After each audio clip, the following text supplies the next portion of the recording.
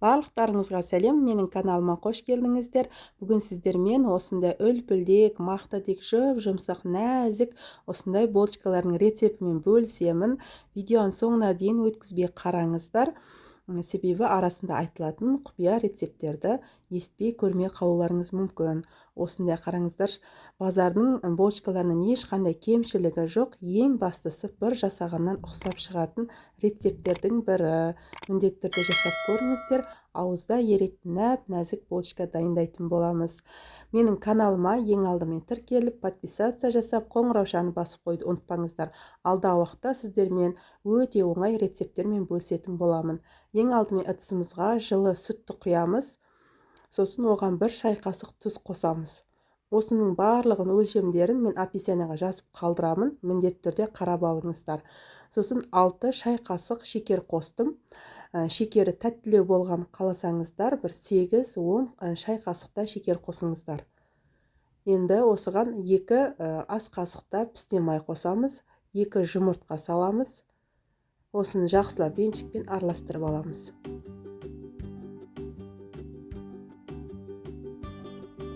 Араластырып болған соң, бір ас қасықта ашытқымызды саламыз, яғни дрож. Сосын бір шай қасық разрыхлитель қосамыз. Осын жақсылап араластырып жеріп, ұн қосып отырып қамыр илеміз. Оның грамын описанияға жазып қалдырамын. Жақсылап оқып қарап алыңыздар. Дәл осы рецептпен 12 штук булочка шығады. Үлкен булочкалар шығады. Егер сіздер көбірек жасайтын болсаңыздар, описанияда жазылған грамдарын 2-3 есеге көбейтіп жасай берсеңіздер болады. Онды бірден қосып жермейміз, 2-3 бөліп қосып отырып араластырып қамыр илеп аламыз. Қамырымыз өте жұмсақ болады, бірақтан оның осы грамнан артық сіздер ұн қоспаңыздар.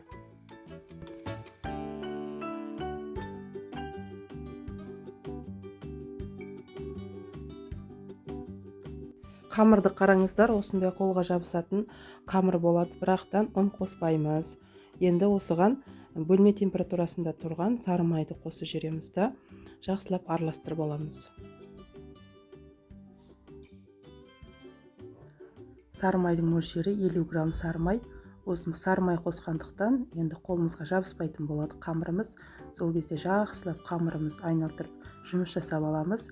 Негізі булочкамыздың үлпілдек мақтадек болып шығуының құпиясы 9% уксусты қосамыз. Бір ас қасықта 9% уксусты қосып жеріп, жақсылап араластырып аламыз. Булочкаларыңыз бірден жасағаннан ұқсап шығады, және де мақтадек үлпілдек болып, енді бір өте нәзік болып шығуының құпиясы да осы. Осылай араларын жақсылап жұмыс жасап аламыз қамырмен.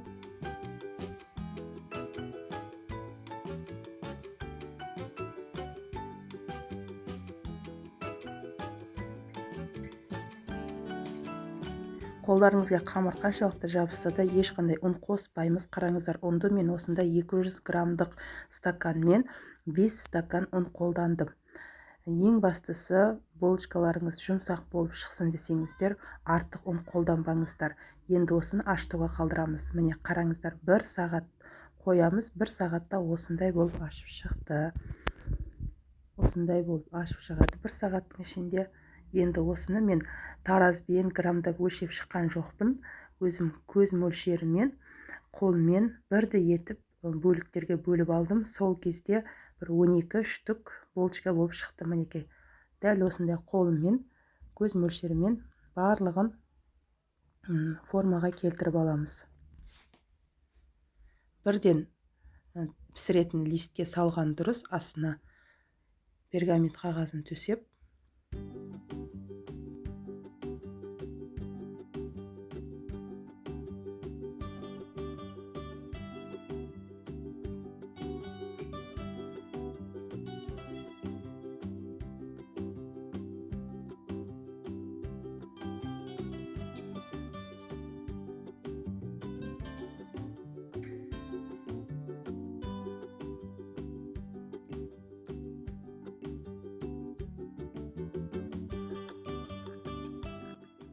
міне осылай формаға келтіріп алған соң бетін сүлгімен жауып 10 минутқа тындыруға қалдырамыз. 10 минуттың арасында көтеріліп шығатын болады.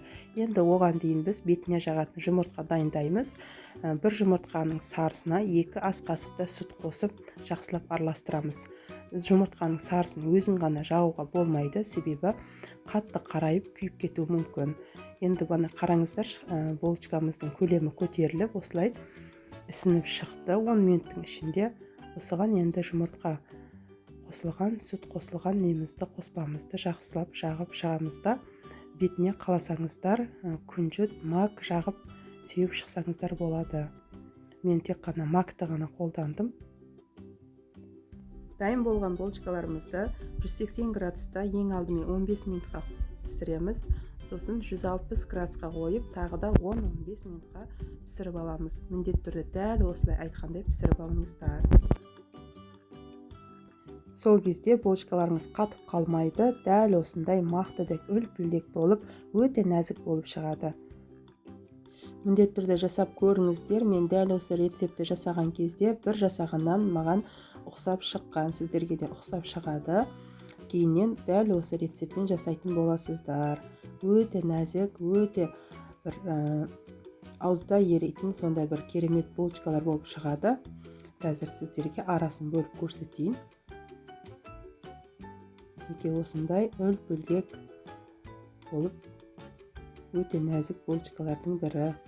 Егер рецепт ұнаған болса, достарыңызбен әлеуметтік желіде бөлісіп, менің каналыма тіркеліп, ары қарай даму үшін қолдау білдіріп отырыңыздар.